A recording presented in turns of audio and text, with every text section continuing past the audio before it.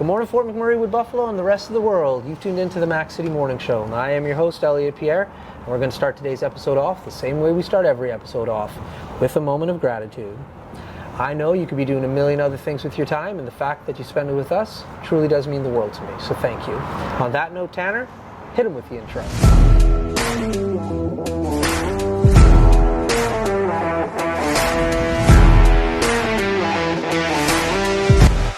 How's it going, you guys? It's Jake White, JJW, coming at you from Norrell Toyota in Fort McMurray.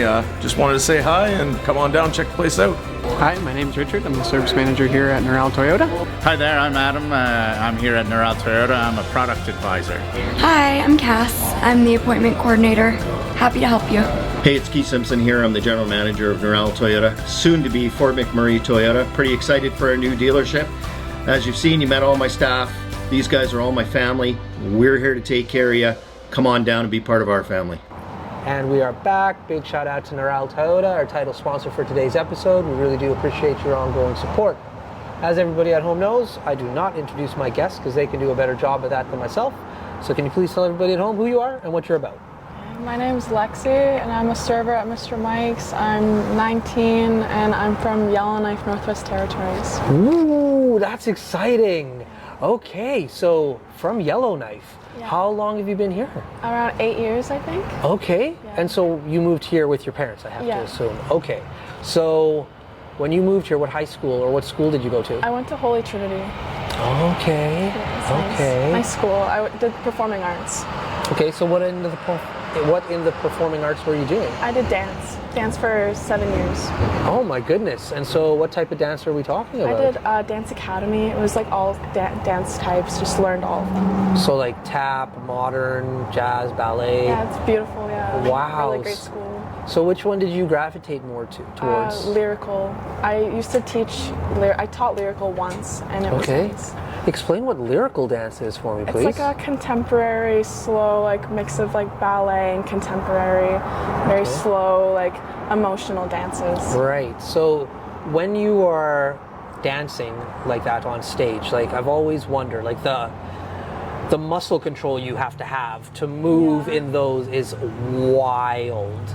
So how and what are you doing to train your body to like have that kind of strength? It's honestly crazy how the body works. Like I find like muscle memory is really interesting. Like how like if you practice enough, like it honestly just happens, and it's really cool. That's what I liked about dance, is that you didn't have to really put much thought into it. It just like your body just did that. It's great. That's so interesting because when I watch, my sister is a tap dancer and she teaches tap dance. Really hard. Yeah. So like I can see her feet moving, right? And I have a son and he does Irish dance. And so once again, like I can see the rhythmic component of like keeping the steps, although like ridiculously hard. I'm not saying it's not hard, but I can understand it. But when I see like modern dance or lyrical dance like you explained, I'm like, do they sit at home and practice like this odd motion? Yeah.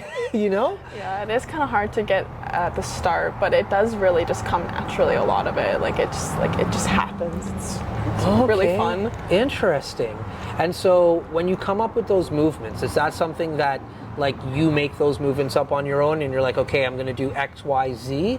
Or is that something like a teacher says, here, look at these movements, I need you to do X, Y, Z?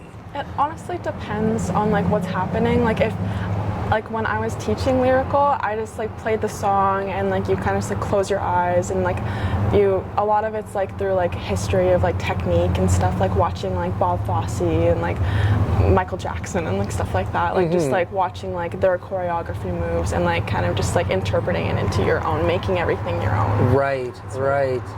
Cool. Okay, let's talk about Michael Jackson for a second. The king of pop. That's cool. Yeah. I met his choreographer. I got taught his choreography once. No. Probably the coolest guy I've ever met in my whole life. I met him at a dance convention I went to in Calgary, and I remember I came in, like I heard a voice and like it sounded familiar from like the documentaries I watched, and he's the guy who choreographed Thriller. And the way I screamed like a little girl when I saw him, I lost it. It was probably like one of the best experiences I've ever had. Wow. It was super cool. My jaw right now, I'm covering my mouth because I got gum in my mouth and my jaw is to the ground. That's nice. What? That's amazing. It Whoa. was really nice. It was super cool. Really great experience. Super nice guy too. Like extremely humble for who he is and everything. Yeah. It was crazy. Unbelievable. Like I'm wearing a Janet Jackson shirt right now. I'm a big fan of the Jacksons. Yeah, Oh pretty my cool. goodness. Thanks, man. That's unreal. So when you were speaking with him, what was he sharing? What kind of stories? How did that conversation go? Well, it was more like it wasn't just like a one-on-one. Like I was with like a huge group, and he was speaking on a stage, and he was just explaining like the people he met. Again, like he's super humble. Like, he really didn't talk about himself a lot. Like he just like said who he was, what he did, and the like people asked him like what he contributed to, and he talked about Thriller and all, like he met like Beyonce and Lady Gaga. He said like he was like explaining that they were all like super great, nice people, and then he just taught us to dance, and that was pretty much it. That's all I got from him. Right. I wish I got more, but busy guy, I bet. Yeah, like to my whole thing with dance and even music, like a part of my company, we throw raves, and so like I've been spending a lot of time with DJs. I'm just like, how do you like you have to hear that in your head and then get it out somehow. And the same thing with dance. You have to see those movements in your head and then get it out. It's a fascinating process. It's really interesting to learn about too, like the history of it all, like DJing, like MCing, like original DJs, like DJ Cool Herc and people like that. Like just like there's so much contributing to like what we do now for dance and stuff. Like it's just like super interesting to learn about like how they started, and like the guy that first did, like I can't remember what it's called, but like it's like a rip part, like when he first did that, it was a mistake. Like, it's a mistake, and like now it's like a whole thing. It's crazy. Yeah. No, the history of hip hop is wild. It is. It's so super big too. Like lots of time. Like I'm sure I don't even know 50% of it, but I've spent again like 7 years learning about it. It's really, really interesting stuff. So in school they teach hip hop to you? Like I know the dancing component, but I guess I never thought about that. You would have to do the like theory as well. Yeah. That's wild. See, like I'm old, so like I grew up with it. So like I love rap music, like and hip hop. Like I'm for the culture. But I would never think about you'd have to go and learn it for dance.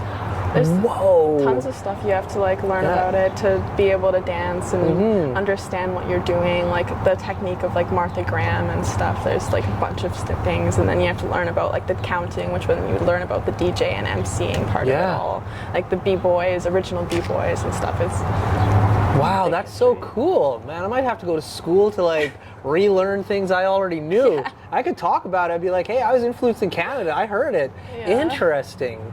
So speaking of where we're from, you're not from here. Tell me about like where you actually came from. Yellowknife is really beautiful. It's a beautiful place. There's like 22,000 people, I believe, there. Okay. It's like 16 hours north from here.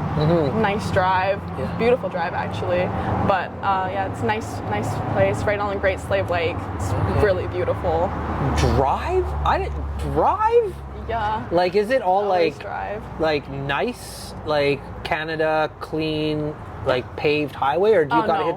No. See, I knew it. She's like, no. Once you get to like Edson, I'd say the road becomes like you know, here there's like the bump signs, like bump in road, like you're like, okay, like, there's a bump, and then you kind of like almost ignore it, just continue on. In Yellowknife, like there's a bump. Yeah.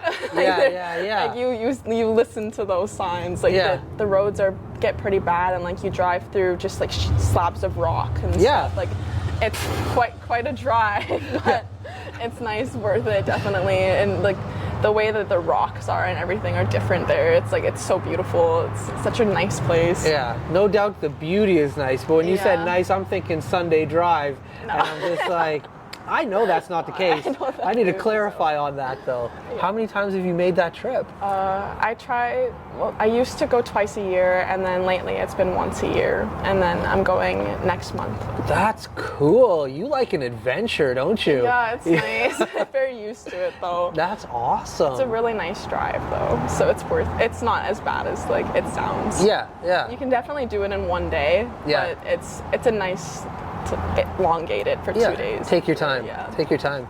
So you obviously have family and friends still in Yellowknife then. Yeah, So how long have they been there for? A lot of them probably their whole lives, but most of my family would have moved there from a Aklavik Okay. or a Nuvik. So Okay. Wow, what a cool story. You made it to Fort McMurray. Most people, it's cool to me because most people I talk to come up or Yeah. sideways to Fort Yeah, McMurray. not down. Yeah, no. That's wild. So now that you're in Fort McMurray, like you've been here for a while, you went to school, you've obviously decided to stay here. Why do you stay in Fort Mac?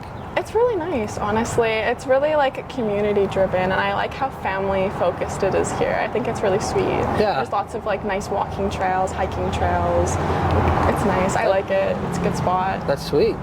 Now, the one thing we haven't even talked about, because I got distracted, is where we are. Can you explain where we are, please? Mr. Mike's Casual Steakhouse. Nice steakhouse, great service. Yeah. Great food. There we go. Really good food. And they have a sweet patio, and that's why Yes, we're out here. yes, So I very don't know nice. if you can see, but Cora's is right there. You have the alley YMM across the street, just to give you a point of reference where we are sitting.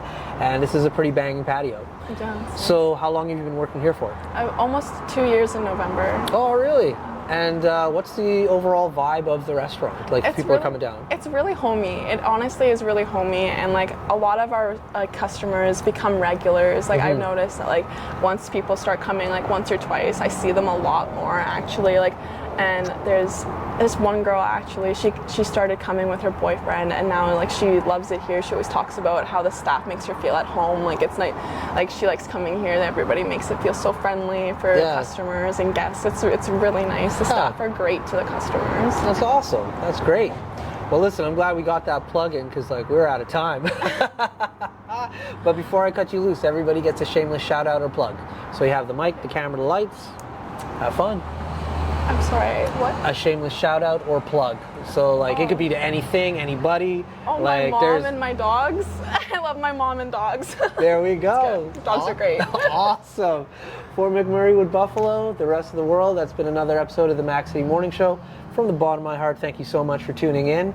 Big shout out to our title sponsor, Neural Toyota, as well as Carrie from Patchouli Rose, and the beautiful people at Coldwell Banker. We do appreciate your ongoing support. Hope everybody at home is having a great day, and we'll see you tomorrow. Peace. That was awesome. That was so much fun. That video is going to do great. No, just his choreography. Hi everyone, it's Carrie with Patchouli Rose here at Thickwood Barbershop. If you're wondering what to get your loved one this season for Valentine's Day, I make an all-natural anti-aging skin serum called Good Skin. It's good for men and women, and it's available for purchase here at the barbershop, downtown at the Corridor Shops and Events, and on my website. Thank you for your support.